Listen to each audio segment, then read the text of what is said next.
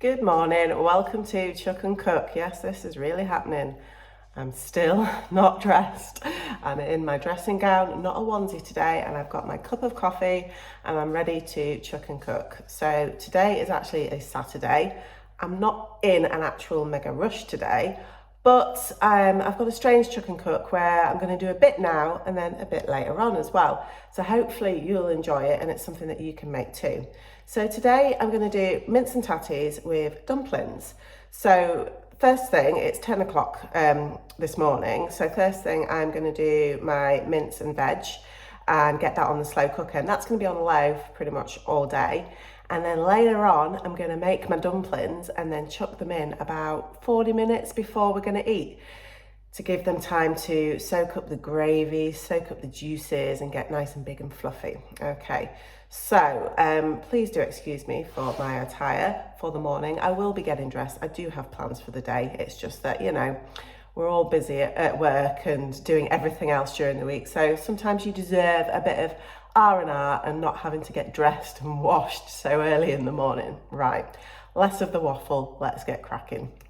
Right, there's 5 of us for tea tonight. So we've got a full house and I think I'm going to have a full slow cooker. So I'm going to use both halves of the slow cooker today. I've got 500 grams of lean beef steak mince. I didn't have too many wines last night, I promise. Okay, again from my favourite store, Aldi. And then I've got 4 medium-sized potatoes.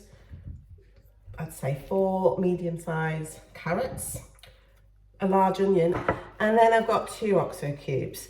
Now, the reason for the 2 OXO cubes is I'm basically going to split it all in 2. So I'm going to have half the mince in one side, half on the other side, split half the potatoes and the carrots and the onion, and then 1 OXO cube in each side. And then when I put my dumplings in later on, I normally make 12 dumplings, so there'll be 6 in each side. And hopefully there's going to be enough room for everything. Okay, first things first, I'm going to start peeling veg. So let's get cracking with the potatoes. So I'm going to cut each potato into quarters and then put 8 quarters in one half and 8 quarters in the other half. Okay, now for the carrots. I'm going to get the carrots peeled and then I'm going to get them chopped and chucked in. And you got it right. 2 carrots on one side and 2 carrots on the other side. Okay, now onto the onion. So I've got my large onion. I'm just going to peel this, chop it up pretty finely for the picky eaters, and then put half and half in. Okay, now we're on to the meat. Right, okay, let's get this bad boy open. So it's 500 grams. I'm just basically gonna cut down the middle and put half in one side, half in the other. The way it'll work tonight is one half will be for the kids and the other half for the adults. Right, okay, but we'll get some even distribution. There we go. So I'm gonna have to use my hands here. Ugh, don't like touching raw meat. Okay, just make sure I haven't got any paper on it. Okay, so a slab in one side, and then, ooh, it's falling apart, and a slab in the other side. Okay, must wash my hands now.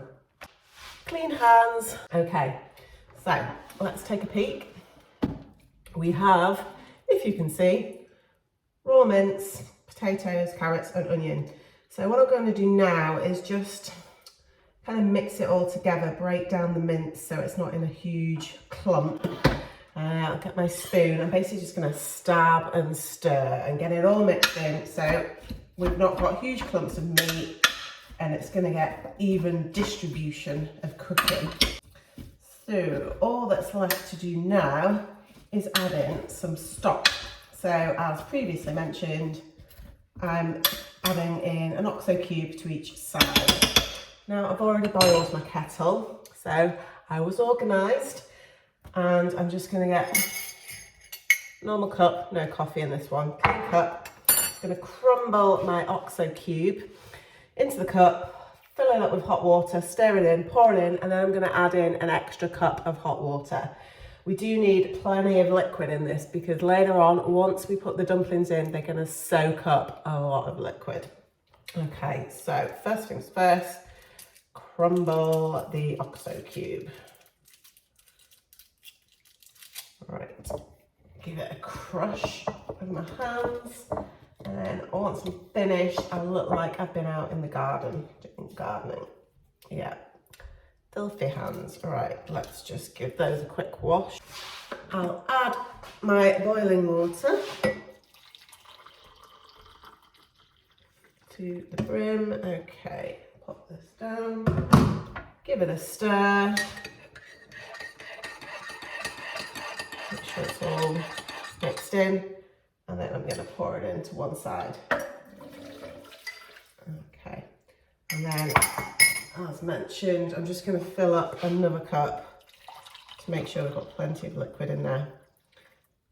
If it's quite watery later on, it will get thickened up with some corn flour and some gravy granules as well to taste. So there's my extra cup of water. There we go, and then I'm going to do the same again for the other side. And here we have it. Mince, carrots, potato, onion, and a bit of stock. Okay, so what I'm going to do now, it's just after 10, so I'm going to switch it on low, and it's going to be on low pretty much for the whole day. We'll probably eat about 5:30. Now, I've got jobs to do, I've got places to be, I've got to get dressed. So once I've done this, I'm going to get on with that, and then later on, I'm going to show you how to make my dumplings. And then we'll pop the dumplings in round about 4:45, 4:30, 4:45, to leave them in there, and then hopefully tonight we'll have a chuck and cook. Right, let's get this bad boy switched on, and let's get the lid on.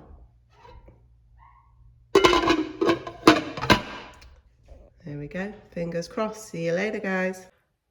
Hello again. Well, I'm dressed. Okay, it's about 3:30. I've been out and about, busy, dropping kids off at different locations. I've been to the gym, done all sorts. So I've just got a bit of time now where I'm gonna make the dough balls, and then we'll get them popped into the mince and tatty mix that's in the slow cooker. Right, okay, so what we're going to do, I say dumplings, dough balls, I don't know, they're technically not dumplings because there's no suet in them. This is my take on it, and it's really easy, and the kids actually like it, and this is the way I always do it. So we're going to make 12 little balls of dough. So first things first, need some salted butter. So I've got a butter block. Now, I don't really measure anything. So what I will do is just open up the block. So this is a standard 250 block, and I want to use about 1/4 of that, which would be, if my maths serves me correctly, about 67.5 grams. For those of you that would want to weigh it out, but I just cut off 1/4. Right, so mark out 1/2, and that's roughly 1/2, and then 1/2 of that would be 1/4. So I'm going to just chop off what I'm going to use. Now, you need to really use pretty chilled butter straight from the fridge. It doesn't need to be soft. And then we're going to use a grater to grate it into the bowl. Now I'm going to add some self-raising flour. So mine is in a container because when I bought some the other day from Aldi, my husband accidentally stuck his fingers through the bag as he got it out of the shopping bag.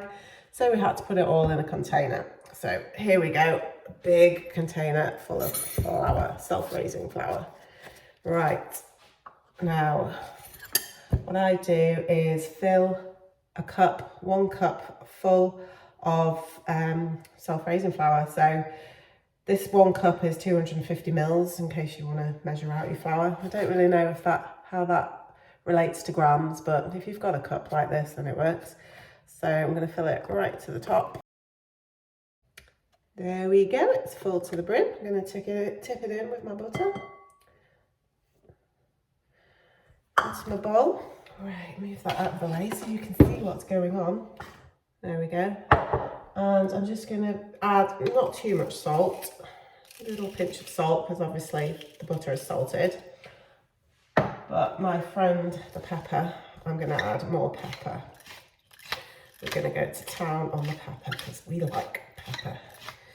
Right, now comes the messy bit. I'm basically just going to rub the butter into the flour and the seasoning and rub it together with my fingertips to try and create breadcrumbs. Okay, that's about as good as it's going to get. I now have cramp in my fingertips.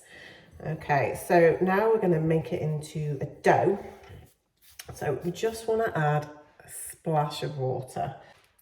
I would say it's about 1.5 teaspoons of water. And that's all it takes. And now, using our hands, we're just going to kind of bind it all together into a dough. There we have one big ball of dough. So this should make about 12 dumplings / dough balls. So I'm basically going to split this in two, then in two again, and then into threes. Is my maths correct? Not quite sure.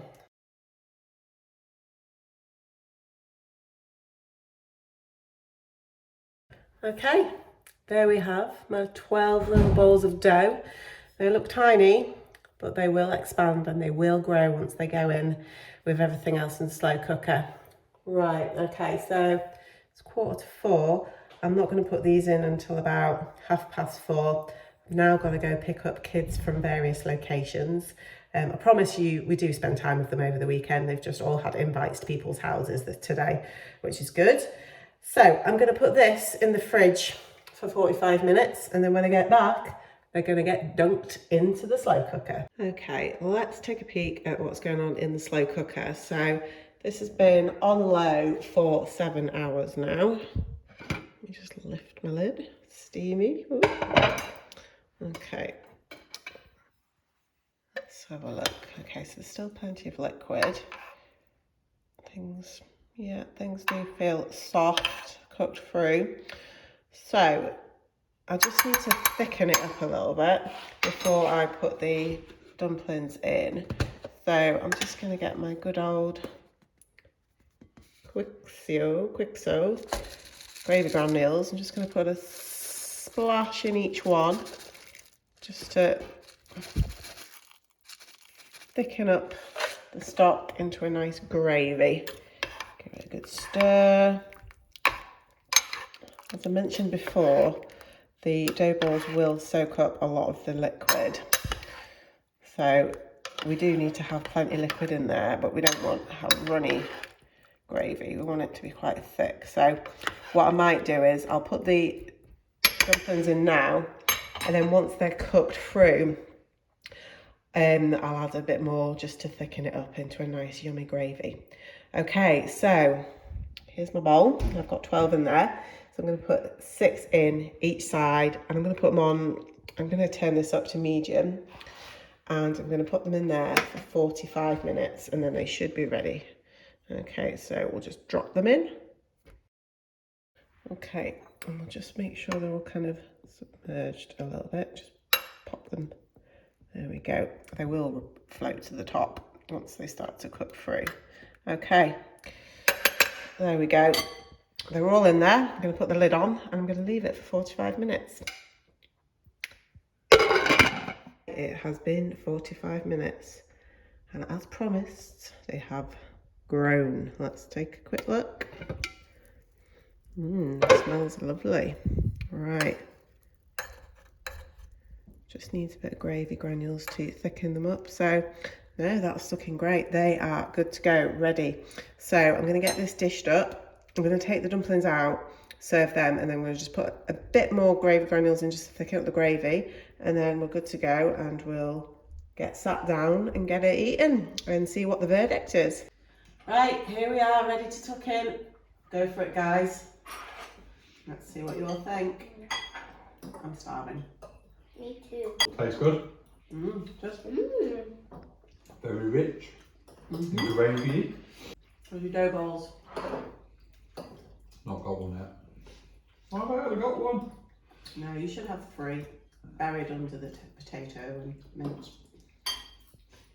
Right, well I think it's the chuck and cook. Chuck and cook for me. Of course you do. What do you think? Like it? Yeah. So what is Yeah, it? stopped eating, yeah? Say the words.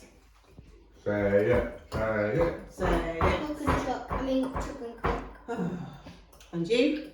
Cook. Can't hear you. Chuck and cook. Hey, it's a chuck and cook. Right, we're starving. We're going to chuck in. Thanks for watching. See you later.